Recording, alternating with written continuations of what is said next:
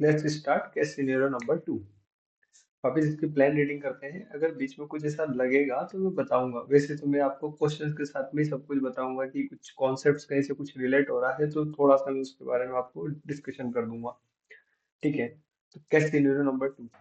X by an associate chartered accountant have been appointed as auditor of ABC Enterprises. ABC Enterprises के auditor appoint हुए हैं। A company that obtained a license from a central government to promote cricket in rural areas of India. License मिला है CG से कि cricket को promote करना है रूरल एरियाज में। रूरल एरियाज यानी गांव में। The company's average annual profit is estimated to be around rupees 45 lakh. 45 lakh rupees कमाती है annually company almost. This profit would not be distributed as dividend to shareholder, but it applied toward its objective of promoting sport in the country. थोड़ा थोड़ा पढ़ के ऐसा लग रहा है एनजीओ टाइप कुछ की पैसा पैसा आएगा और वापिस इसी में इन्वेस्ट कर देंगे। थोड़ा थोड़ा भी एनजीओ एनजीओ टाइप लग रहा है ना। बस एग्जैक्टली सही जा रहे हैं। During the audit of During the audit for the financial year 23-24, the following observation were made. 23-24 के ऑडिट करने गए थे, कुछ ऑब्जर्वेशंस मिले हैं। क्या ऑब्जर्वेशंस है? The company did not maintain proper records for its financial assets valued at approximately 1.80 crore. Way financial assets के प्रॉपरली रिकॉर्ड मेंटेन नहीं किए। ठीक है। Physical verification of the asset had not been conducted. Physical verification conduct नहीं हुआ at regular intervals. The last verification occurred on 31st March 2022. 31st March 2022 को last बार इनके physical verification हुआ था लास्ट टाइम्स, और अभी तक इनका फिजिकल वेरिफिकेशन नहीं हुआ एसेट्स का। ड्यू टू दिस ऑब्जर्वेशंस, इन ऑब्जर्वेशंस की वजह से the auditor decided to report on the issue in the company auditors reports order कारो 2022। इसमें लिखा नहीं है लेकिन कारो 2022 के अंदर अपने को फिक्स्ड एसेट्स का अपने को वो देना पड़ता है, प्रॉपर रिकॉर्ड और फिजिकल वेरिफिकेशन करवाना पड़ता है इन्वेंट्री का टाइम टू टाइम इंटरवल्स पर, है ना। और वेरी असेट्स का भी फिजिकल वेरिफिकेशन करवाना पड़ता है। ठीक है। तो कारो के अंदर ये लिखा हुआ है, ये याद रखना। However, the management disagreed. Management disagreed कर रहा है। ऑडिटर बोल रहा है मैं कारो के अंदर रिपोर्ट में लिखूं। मैनेजमेंट क्या बोल रहा है कि नहीं। Arguing that the issue should not be reported. Management बोल रहा है कि ये इश्यू रिपोर्ट नहीं कर सकते। After discussion, X Y and associate ultimately decided not to report the issues. तो डिस्कशन के बाद X Y and associate ultimately मान गया कि ठीक है, ये रिपोर्ट अपन इश्यू नहीं करेंगे। ये वाले इश्यूज अपन रिपोर्ट नहीं करेंगे अपने ऑडिटर रिपोर्ट के अंदर। X Y and associate were also auditing QR limited and ST bank limited. ये जो अपनी चार्टर्ड अकाउंटेंट की फर्म है, ये दो और कंपनीज की ऑडिट कर रही है। एक का नाम है क्यूआर लिमिटेड, एक का नाम है एसटी बैंक लिमिटेड। एक है बैंकिंग कंपनी, एक है शायद नॉर्मल कंपनी, व्हाटसएवर जो भी है। During the audit of QR limited, अभी क्यूआर लिमिटेड की बात चल रही है सिर्फ। There was difference of opinion between management and the auditor regarding which of the following areas should be considered as key audit matter as per SS 701।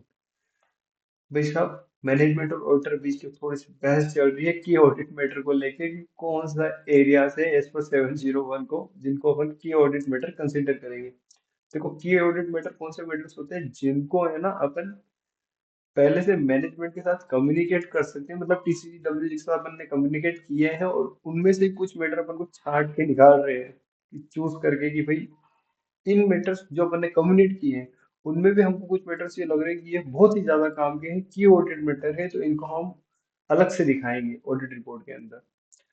उसके लिए इनके बीच में थोड़ी सी बहस चल रही है। तो क्या क्या मैटर्स ये बता रहे हैं। The effect of significant transaction during the financial year on the audit. ठीक है। Area of high risk is assessed and reported by a management expert. Significant auditor judgment related to financial area that involved significant management judgment।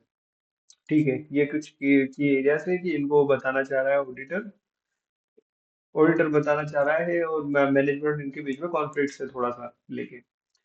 फिर during the audit of ST bank limited, ST bank जो banking company है अपनी, उसके बारे में the difference of opinion arose. भाई साहब इनकी तो सबसे बेस्ट चल रही है अपने ऑडिटर की।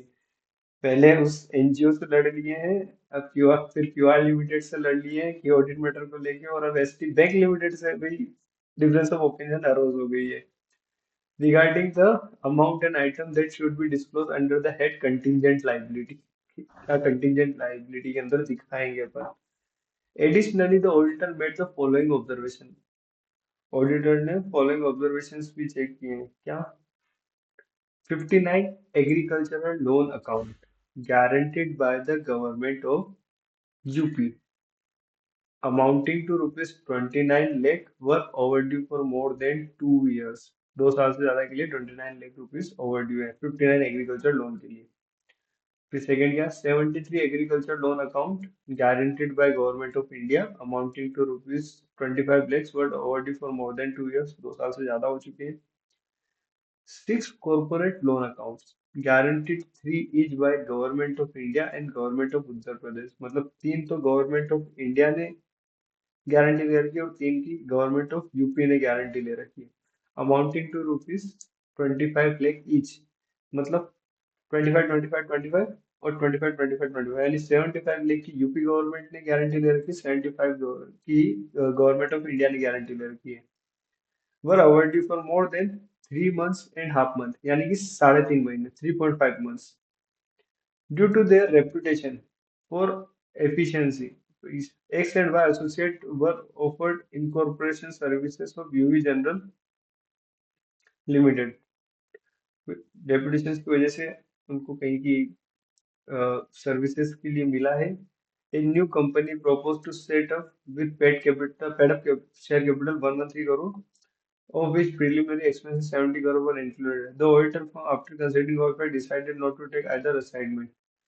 पर ऑडिट फर्म ने ना बोल दिया अपनी सीधी बात। चलो अब अपना पहला क्वेश्चन ही देख लेते हैं। Was the decision of XY and Associate not to report the issue of ABC Enterprises in Caro 2020 justified? देखो क्या क्वेश्चन है, was the auditor of XY and Associate not to report issue of ABC Enterprises in Caro 2020 justified है। मतलब जो वो report में नहीं लिख रहे हैं, क्या वो जस्टिफाइड है कारो 2020 के हिसाब से।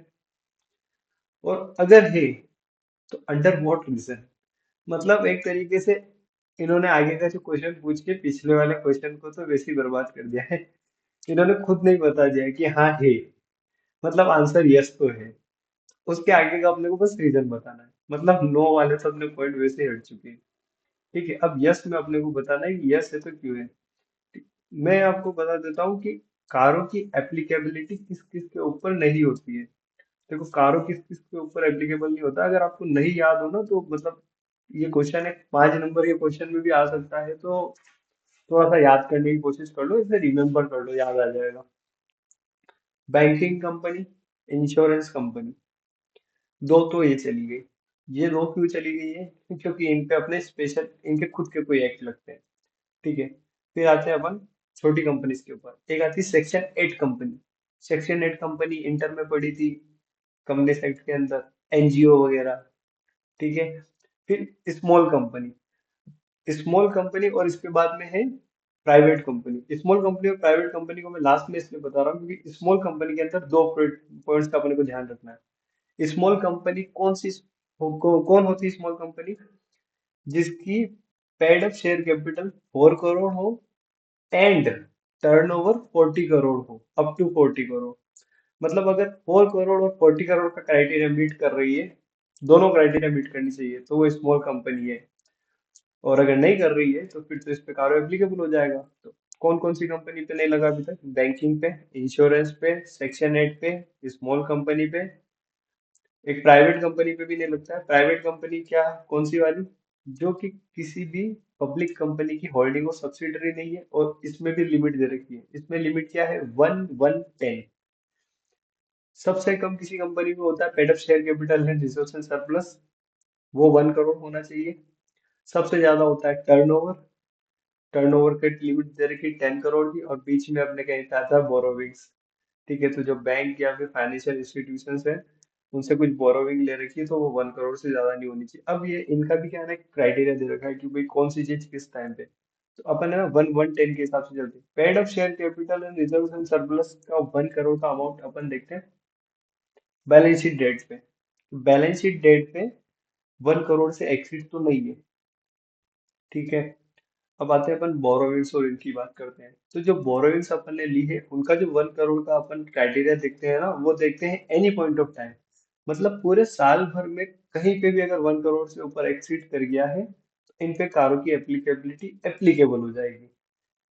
कभी ऐसा भी हो सकता है ना कि कोई अपन ने लोन लिया था, तो वो अपना मान लो कि 1 करोड़ की जगह 1.5 करोड़ हो गया था, ठीक है। पर अपन ने ईयर एंड तक आते आते भाई साहब 60 लाख का लोन चुका जाए। अब ईयर एंड पे अपने इसमें बोरोइंग दिखा रहा 90 लैक्स। तो क्या इस पे कारो एप्लीकेबल है? हाँ है।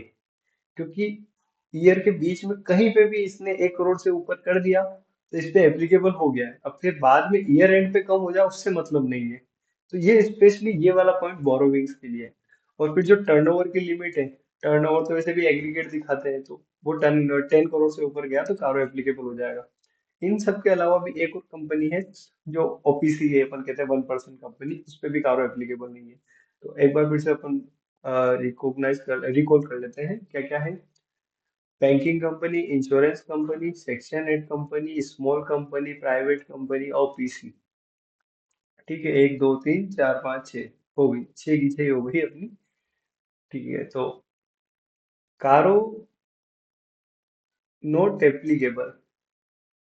एक मिनट में हाईलाइट कर देता हूँ आंसर। कारो इज नॉट एप्लीकेबल।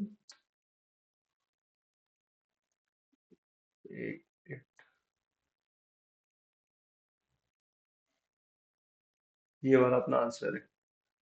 कारो is not applicable to epicentre, hence the issue do not be reported। फिर अपना सेकंड क्या है point, what is the total amount of loan should be classified as NPA by ST bank. तो इसमें क्या है ना कि ये वाला बच्चा थोड़ा सा कंफ्यूजन हो जाएगा कोई भी होगा तो, कि भाई साहब मुझे तो लिमिट याद नहीं है। फिर भी मैं बता देता हूँ। अगर कभी ऐसा क्वेश्चन आ जाए और मान लो यही क्वेश्चन अगर आ जाए एग्जाम में, तो ऐसे एकदम से कुछ होच पोच नहीं हो और इजी पॉइंट याद हो जाएगा, ऐसे कोई टिपिकल नहीं है। देखो 59 एग्रीकल्चर लोन है। अगर गवर्नमेंट ने दिए हैं तो उस पे अपन क्या है ना कि प्रोविजन नहीं बनाते, लेकिन गवर्नमेंट कौन सी होनी चाहिए? इंडियन गवर्नमेंट, यानी गवर्नमेंट ऑफ इंडिया होनी चाहिए, यानी कि भारत सरकार। सीधी बात में राज्य सरकार नहीं चलेगी, स्टेट गवर्नमेंट की गारंटी को हम गारंटी नहीं मानते भाई साहब। तो अपने को 29 करोड़ पे क्या बनाना पड़ेगा? प्रोविजन बनाना पड़ेगा। ठीक है, अब 73 एग्रीकल्चर लोन है जिसपे गारंटी किसने दे रखी है? गवर्नमेंट ऑफ इंडिया ने। तो जब अगर गवर्नमेंट ऑफ इंडिया ने गारंटी दे दी है, उसके ऊपर तो वैसे भी क्या है ना कि अपन गारंटी को वो प्रोविजन बनाएंगे ही नहीं। तो गवर्नमेंट ऑफ इंडिया ने गारंटी दे रखी तो कोई प्रॉब्लम नहीं है, इस पे कोई लोड ही नहीं है अपने को, भले ये 10 साल तक भी रहे तो अपने को पैसे मिल जाएंगे। पर अपन स्टेट गवर्नमेंट पे भरोसा नहीं करते हैं, इसलिए क्या है ना कि वहां पे अपन को प्रोविजन बनाना है। तो ये 29 करोड़ ऐड कर लेंगे अपन।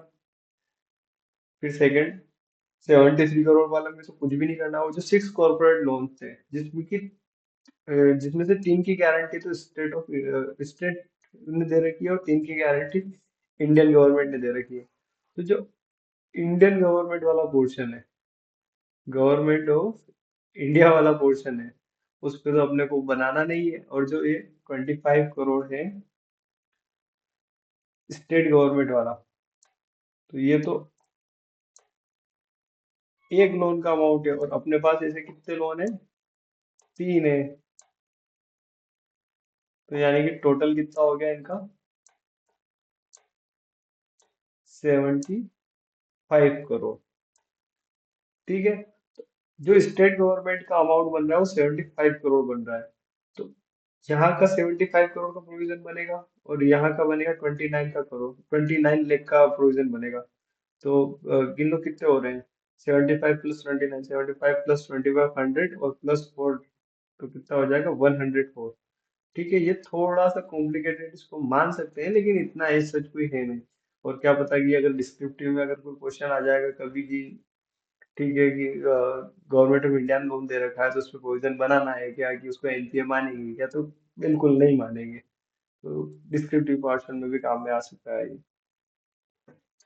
थर्ड है which of the following must be reported as contingent liability. Contingent liability, liability क्या होती है कि जो देनी भी पड़ सकती है और नहीं भी पड़ सकती है, मतलब श्योरिटी नहीं है कि भाई साहब देनी है या नहीं देनी है। और एसटी बैंक लिमिटेड, ठीक है, तो इसके पढ़ लेते हैं, पॉइंट्स पढ़ने के बाद पता चल जाएगा। A percentage of total bills purchased bye ST bank.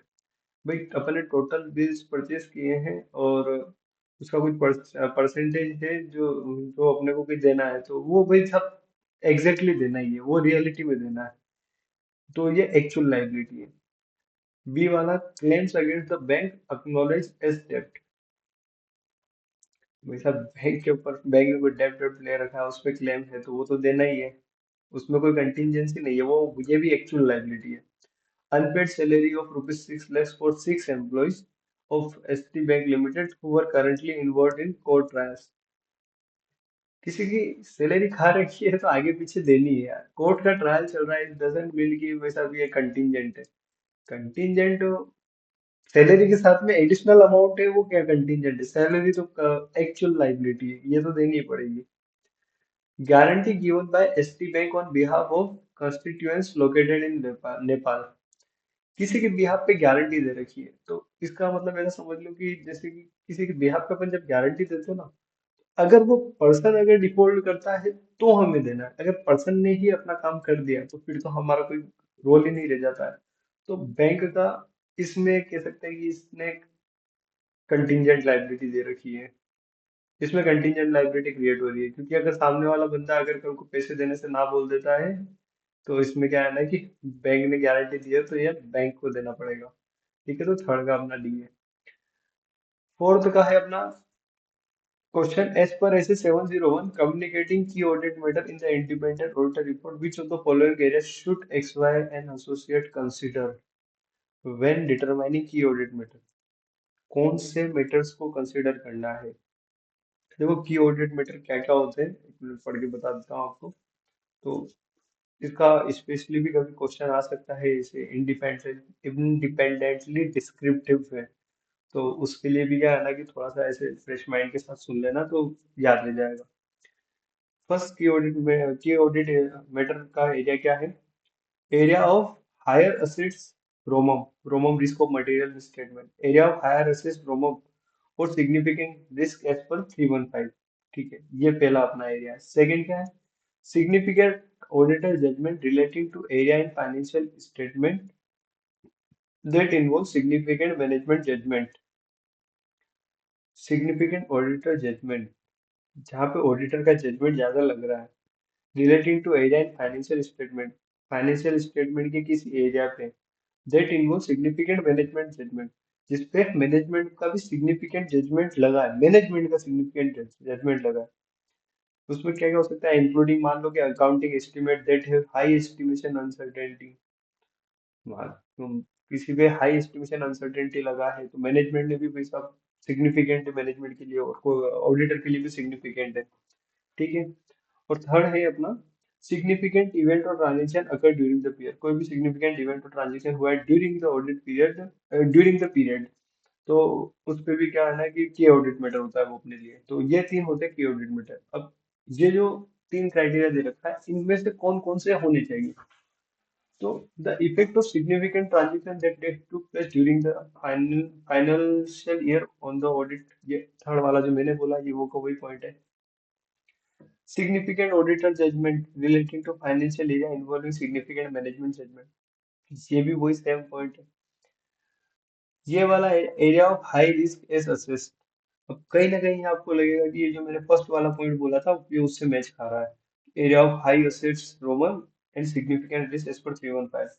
बस इसमें एक चीज इन्होंने क्या है ना कि थोड़ी सी वो लिख दी है जिसकी वजह से है ना कि इसको अपन कंसीडर नहीं कर रहे हैं। और वो चीज क्या है, मैनेजमेंट का एक्सपर्ट। वैसा मैनेजमेंट के एक्सपर्ट से हमें क्या मतलब, तो इसलिए ना इसका अपना आंसर बनेगा ए। जिसके अंदर फर्स्ट और थर्ड वाले पॉइंट आएंगे।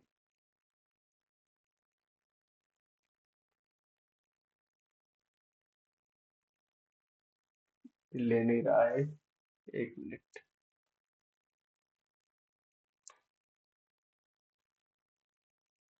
ये वाला, ठीक है। नीचे आंसर भी देख सकते हैं।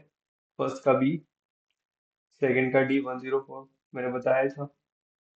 29 lakh plus 3 × 25 lakh 104 lakh. Guarantee given by SL on behalf of country located in Nepal, ठीक है। और फर्स्ट का फर्स्ट और थर्ड, मैनेजमेंट का एक्सपर्ट जो है उसका अपना कोई काम नहीं रहता है कि ऑडिट मैटर में। यहाँ पे हम ही एक्सपर्ट हैं, हम किसी दूसरे एक्सपर्ट को नहीं मानने वाले हैं अभी, ठीक है। तो यहाँ पे केस स्टडी टू भी अपनी खत्म होती है।